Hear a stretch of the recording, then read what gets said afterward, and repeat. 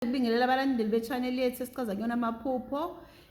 Siphinde futhi sichaze nezinye izinto ezike zenzeke empilweni zethu bakwethu sizisho ukuthi ngabe kusuke kuchaza ukuthini lokho. Siphinde futhi sicaciselana nezinye izinto uthola ukuthi enene unesifiso sokuthi uzazi kodwa uthola ukuthi awazi ukuthi ngabe ziqonde ukuthini. Igama lami ke uHlengiwe Isibongo ngowakambotho.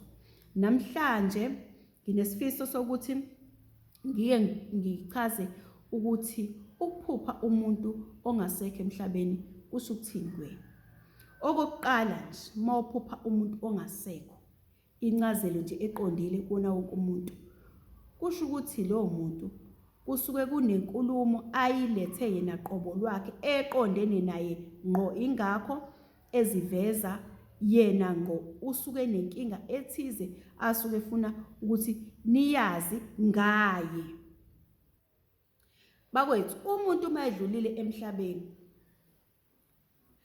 khona into ethola ukuthi ayenzeki kubantu, uthola ukuthi bagcine ngokumbeka mase nje sekuphelile kanjalo.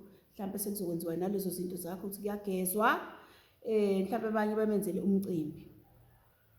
Lalelani bakwethu, umuntu mayedlulile emhlabeni uyebo fanele kugezwe makushaya isikhathi esithize. Umcimbi wakhe uwenza uma ekutshelile. Uvela uthatha inkomo uyiginqe phansi, uthatha ukuthi uyakutshela, yazi ngobani? Ngoba uzothi kade uwenze umcimbi uthola ukuthi uvela umphuphe engakhuluma engasho ukuthi ekubuka nje. Yayizwa lonto? Ulindele wena into enhle njengoba kade umenzela umcimbi. Lalela, umuntu mekade ehambile emhlabeni mulandelelele bakwethu. Ezindaweni lani uthola ukuthi nikholelwa kuzona noma nisontwa kuzona noma nikholwa khona. Uma ikhona indlela yokukhumbula umuntu ezindaweni enikuzona, mulandelele.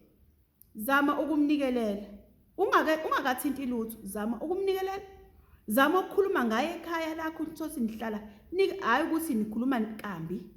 Niyakhuluma nimutshele nikhona nihleli ungazi ukuthi uzoyezwe ethuneni lakhe. Uthothi nihleli nje uthi ngiyafisa ukwazi ukuthi usibanibani wahamba kanjani, uhambe kanjani. Like in 3 days ehambile umuntu ulindwa izinsuku ezisithathu, bala izinsuku zibe 3 umuntu mayihambile. Umbeke namhlanje usuyaqala uyabala. Usuku lokuqala maliphela lolo njengoba nibeka nje shuthi lizophela lelo suku usuyalibala. Luphele lakusasa, luphele olulandela lo langakusasa. Fanele lo muntu umlindele ngosuku lwesi4 ukuthi uzofika kuwe akhulume indlela ukuthi oqala nje uhambe kanjani. Uma unenhlanhla bakwethu usuku lokuqala lo muntu ehambile angazi uzothini nini kodwa ngiyathanda ukuthi ichaze lento le. Usuku lokuqala lo suke ebekwe ngalo zithi shaya u12 uma unenhlanhla uyamuzwa sesisuke sehamba. Hayi uma unenhlanhla uyamuzwa, kunabantu abanenhlanhla abakwazi ukuzwa uthi nangu usibanibani useyasuka usehamba. Uyapi? Uye emndenini yakhe. Efika emndenini yakhe ezobhekwa ukuthi wenze kahle na yini emhlabeni. Umndeni wenzele kahle na? Yilokho okuzodala ukuthi ungathi wena ugijima uphutha uma umenzele ini umsebenzi. Fanele athole into enjengokuthi umndeni umncome noma umuvume ukuthi cha wenze kahle wena kanje. Uyabona? Ungaveli usuku uvele nje uhlaba inkomo kanti ufike uthema efike emndenini yakhe engasekho base bamthwalisa amacala athiza wenzile bambopha. Wena ugijima wenze njani? Umenzela umsebenzi. Izolunga leyo nto? Ngeke uzulunga ezokwazi ukwenzela umuntu oboshwe umndeni oboshwe ejele. Ufana nokuthi nje uzenzela iphathi yakho lapho. Noma uzama ubusisa abantu ababomphakathi. Uyamlandelela umlinde ngosuku lesi4 ukuthi uzobuya yini. Uma engafikanga kwesinye isikhathi omunye uthe engakabekwa ebeqala ebekhuluma ethi kuse kunje. Nayibona lonto leyo. Awuveli nje usuke wena uthi ezikade sezibekwa nje ungamlandelanga ungakazi umuzi ungakazi umbone lokho ahamba. Uma uvela umphonsa ngomcimbi Usumenzela ukuthi ngoba indlela yakhe shuthi isuke imenze wafika ezigodini ezithize ezila abambeke khona nakephi nasemajele athize abambeke kuwona. Uyamlandelela, uyazihlupha ngaye, hayi usuku lodwa ukhale ngalosuku mawufikele usisi. Asikho isidingo sokuthi uqhubeke ulokho wenza kanjalo. Okubalekile ukuthi wena mubheke ngomoya wakho awuhlanganise uhlanganise nowakho ubuze ngiyafisa ukuthi wahamba ukwazi ukuthi wahamba kanjani. Uyabuzwa umuntu ukuthi wahamba kanjani afika akutshela ukuthi ngahamba kanje. Uyamlandelela bakwethu ukuthi usibanibani engabusekephi. Leyo nto yenza uyakuzwa. Uyabuya akukhombise indawo akuyona yena. Uvele nje umphuphe uthola ukuthi uzomubona esendaweni emnyama. Uma ke bakwethu umbone esendaweni emnyama, lo muntu kutshengisa ukuthi indlela yakhe ayikhanyanga kahle. Uma umbona nje endaweni emnyama uyakutshengisa ukuthi ayikhanyanga kahle. Ubani ke manje sefanele alungise lonto? Uwena, ngoba wena usanezinyawo zokwenza njani sokuhamba. Sekufanele uyenze imizamo yokuthi uzomenza kanjani ukuthi abe sekukhanyeni. Omunye uyakutshela ukuthi cela umkhanyisele indlela yakhe ukuze akwazi ukuqhubeka ayibone bakwethu. Ukufa lokhu bakwethu uthi mawuhamba nje ziningi izinto ohlangabezana nazo. Ziningi. Awunqeni mhlawumbe angisho ukuthi ngiyazi useke wafa yini. Hayi, izinto zisebenza ngomoya bakwethu. Izinto nje zisebenza ngomoya, inyama lena ayisho lutho emzimbeni losuku. Kahle izinto zisebenza ngomoya. Yingakho nabo abantu abangasekho beba umoya wabo usukume kuphile wona, inyama ibuyele emhlabeni. Ngiyacela ke ningabuza usuke wafa wabona yini. Njengoba ngiwumoya ngaphakathi, inyama nje le yabo yokuthi ngisaphila emhlabeni ngikwazi ukwenza ezinye izinto. Kodwa izinto eziningi zonke umuntu ungumoya. Umuntu lo ngaphakathi. Uma sephumile inyama ayikwazi kwenza lutho, uyahamba uyofakwa emhlabathini sekuphelile. Kodwa umoya wona ulokho wabakhona nesithunzi somzimba. Ngaleyo ndlela ngiqonde ukusho ukuthi umuntu lona uyamlandelela bakwesingaze inkante kakhulu, uyamlandelela ubuze ukuthi uhambe kanjani. Uyazama uhlanganisa umoya wakho nowakhe ukwazi ukuthola ukuthi uhambe ngayiphi indlela. Uma umbone esethunzini elimnyama, loyo muntu usuke esesigodini esithize la eboshwe khona, noma indlela yakhe ayicacanga, wathatha indlela enjani okungasiyona. Omunye uthola ukuthi uthe mayehamba wavele wahlangana nalento Nkosi yami yakhe kade ikhonze kakhulu. Walibala iyo. Usuke wena ngakusasa ulibele usumenzelani manje? Usumenzela umcimbi. Kanti cha, fanele umlandelele. Uthola umunye ubhizi usemjayivweni vele. Uthe mayehamba nje waqhamuka umjayivo wama nje ngalana njengoba ukhona. Ningixolele bakwethu ukuthi ngikhuluma ngalento le engishoyo. Semhlabeni la izinto siyazenza, kodwa ekugcineni kosuku kufanele sazi ukuthi ikona kuphi kahle okufunakala kumuntu ukuthi akwenze, ngoba ekugcineni kusala kuhlupheke izingane, kusala kuhlupheke abantu abakade bengakwazi ukuthi bamkhuze lo muntu mayephila, ngoba isemhlabeni izinye izinto ezangale asizazi sihamba kanjani.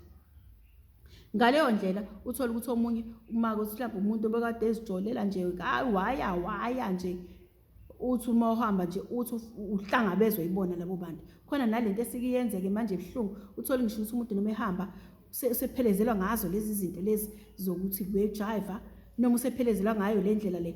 Lonto leyo into engathi isho ngoba into ephelela la emhlabeni. Omunye uthola ukuthi usegcina esengena kuloyo mgudu loyo okade ewenza. Yingakho kungafanele umenzele umcimbi ungamlandelanga ukuthi isigaba sakhe akusona ukusiphi noma ukuphi. Yingakho njengoba kwelinye iphupho ngichazile ukuthi bayakutshela abantu baze bangasekho bakulinganisele ngezintuthwane uzibone ekhaya ukuthi bafuna lokhu, bafuna wenza umcimbi. Nalonto kuzobe usuyalandelela ukuthi uma ngiwenza usuyacabanga ukuthi ubani la ekhaya, ubani la ekhaya, shuthi ibona bonke. Kufanele ngizame ukuthi mangenza ngibabekele ngikhumbule bantu noma uphe wonke umndeni. Ngachaza ukuthi ukwenza kanjani ke lokho. Okay, uma ke kwenzekile uthola ukuthi ke lapho wenze kanjalo umuntu ongasekho efikile kuwena ekhuluma izinto efikile nje kuwena, uyakwazi ukuthi uqonde ngesimo sakhe ukuthi uhambe kanjani, ngoba inhloso yakho ukuthi azokhuluma noma azoziveza ukuthi yena sibanibani unenkinga ekanje. Uyabona inkinga asuke ebhekene nayo. Ngiqhubeke. Uma ke uphinde futhi wamphupha futhi umuntu ongasekho engagqokile, leyo muntu loyo uyakutshengisa nje ukuthi ihlazo azifaka kulona elithize ekudingakala uma ake ngithi owesifazane kuze ngizokwazi ukubachaza ngokuhlukana. Uma kowesifazane uphupha engagqokile sho ukuthi kuveza ukuthi okokuqala kwaba khona ihlazo azifaka kulona yena, mhlambe kungenzeka ukuthi ngokungaziphathi yena kahle, engagqokile nje engagqokile. Owesibili uthola ukuthi umphuphe engagqoki isingenzansi sakhe sikhanya, ukuthi utshengisa uma kumuntu oshadile loyo, utshengisa ukuthi la ekhaya bengishadile la ekhaya kodwa angifakile isidwaba, ngicela ukuthi ningenzele isidwaba. Uma kuthi owesifazane usuke eziveza lokho maye wayeshadile. Uma wengashadanga utshengisa ukuthi maye kuveleko ngaphambili akaziphathanga ngendlela, ngenzeka ukuthi ube umuntu ongenaso isimilo. Ngicela ukudlula futhi. Uma ngowesilisa uthola ukuthi naye bengagqokile ngenzansi, lapho utshengisa ukuthi isimilo sakhe akabanga naso, futhi maye engagqokile nje futhi konke nomzimba utshengisa ukuthi enene kukhona into akhala ngayo enjengokuthi ubesehlazweni, wafaka umndeni yakhe engasekho ehlazweni, wakhulelisa ezindaweni eziningi. Yonke leyo nto leyo emndenini wakhe iyihlazo ngisho nina eniphilayo. Ngobani? Ngoba ucekele phansi izingane zemindeni ethize, yaseyenze nje, wangondla wengenza lutho, yaseyenze nje lemndeni, yahamba yomceba emindenini yakhe. Ngaleyo ndlela uthola ukuthi usethwele lelo cala adinga ukuthi nina nimulungisele lona. Okwesinye isikhathi uthola ukuthi, ngicela ukudlula futhi lapho, kwesinye isikhathi uthola ukuthi uphupha umuntu ongasekho egeza engagqokile egeza, okusho ukuthi uyakhombisa ukuthi ngicela ningivumele isono esithize sehlazo elithize nakhona lokungaziphathi ngendlela. Kungcono usuke kuveza ukuthi kufanele ikhulunywe leyo nto, agezwe leyo yinto leyo. Kuningi bakwethu, abanye makwethu angifikanga ngale ndlela uthola ukuthi umuntu uphupha ngayo umuntu ongasekho uthi kusho ukuthini, uyongibhalela bakwethu.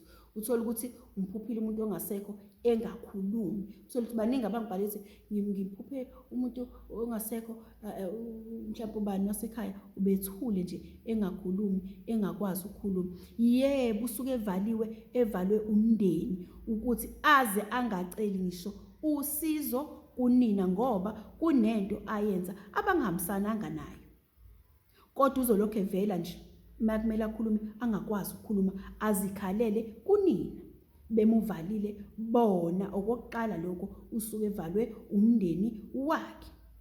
Kwesinye isikhathi uthola ukuthi uvalwe phansi la ethuneni izitha ezithize. Kunalabantu nje abahluphayo vele, abathanda ukuthi mhlawumbe betshontshe inhlabathi zabantu ave beyicika, yazi. Kodwa into enjengaleyo uthola ukuthi uvaleke leyo kanjalo, futhi kusuke kuyinto kanjalo. Leyo nto ke nje uma uvala umndeni, uvala umndeni ongasekho, wazi waphinde wazovalwa abantu, ngicela lo muntu uhambe oqala khuluma naye, umtshela ukuthi awumucela akhulume. Uma umbuze ukuthi ukhulume suvukile wena, uthi ngicela ukhulume mina ngoba angikuzi ukuthi ngikubonile impela. Abantu abangasekho uma ubabona bona ngqo, wovuka ekseni ukhulume uthi ngikubonile mina ukuthi wena ufuna ukukhuluma, kodwa angazange ukuthi ngitshengisa ukuthi ithini into obukade ufuna ukisho, khona ngizokwazi ukwenza njani ukukusiza, ngoba uma uthule kanjalo angikwazi. Uzokuthatha akutshengise le inkinga abhekene naphakathi kwalezo zinto zombili, ukuthi ngenzeka ukuthi uvale umndeni, ngenzeka ukuthi uvalwe abantu abagangayo, uyobe sekutshengisa indlela wena ozokwenza ngayo. Yiyona nto esuke efanele ukuthi umuntu ongasekho umnakele yona. Omunye ungibuza ukuthi nene, hawu kwenziwa yini sitshelwe amaphupho kodwa uthola ukuthi sikhonjiswa amaphupho kodwa singatshelwa, sho ukuthi fanele senze njani? Lalelani, into mawuyiphupha uthola ukuthi uqala utshengiswa yona, mase kuthiwa ngeke sikutshele into. akusikona ukuthi basuke ukuthi ngeke baze bakutshela into noma abazifanele bethini. Basuke befuna wena uzihluphe uzikhathaze ngabo, ngoba phela ayikho leyo nto, ngeke kuze kube kuhle sothi wena konke nje ngeke ufanele ufunde ukuze nangelinye ilanga mayiqhamuka inkinga nje ube uzokwazi, ngisho ngabe kuthiwa uphuphanga, uzokwazi ukuthi kwenzeka lento ngayinqoba kanje, noma ngaphupha leli phupho leli sengiyazi kuzokwenzakalani. Basuke bekufundisa ingakho uthola ukuthi abazokutshela impendulo, bafuna uyihluphe usingasikhathi ubuza belokho beqhamukisa kancane indlela ukuthi sekuyothi makusuka la kwenze kanje, uphinde uphuphe usuku lapho uyothi makusuka la kwenze kanje, kuze kufike esigabeni salapho uthola khona wena isolution yaleyo nto leyo usuke fanele wena uyixazulule kubona. Futhi ukhumbule ukuthi phela njengoba besuke betshela kanjalo, umuntu oney'nyawo njengamanje ukwazi ukuhamba uwena ofanele ubasukumele ubasize. Okwanamhlanje ngicela ukuma lapho bakwethu ungaze ngithathe isikhathi eside kakhulu, nisale kahle, ngiyabonga.